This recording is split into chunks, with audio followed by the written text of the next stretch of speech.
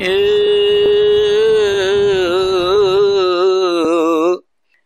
geti kurung pangkaji jenderal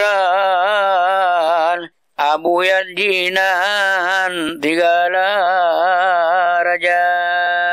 Nyana ke raja jin polim tigala alam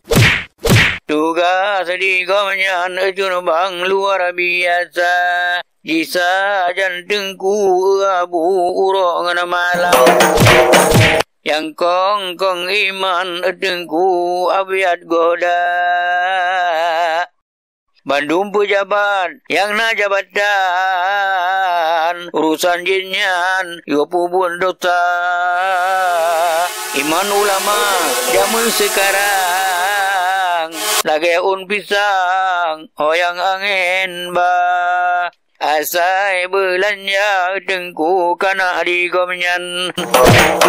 Anak gede melarang ejun bang ni babun dosa Dengku tarame karata gampung Kedua takeng karata dusun pengajian dum kana tapi masih beli ni tanyong yang co tindakan so kejen hana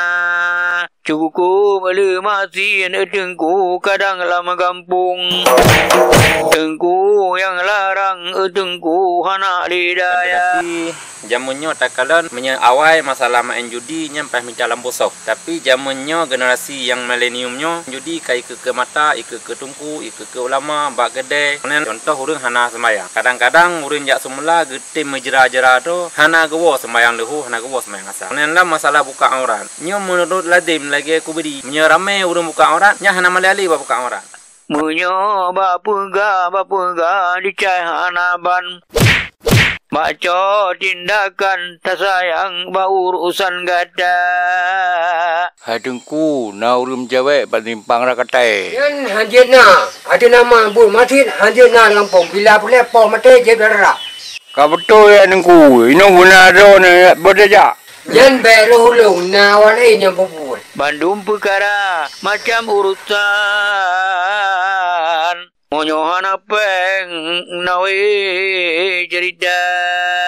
Anak apeng halia dengku mita yang harim Aki jamun dengku peng segala-gala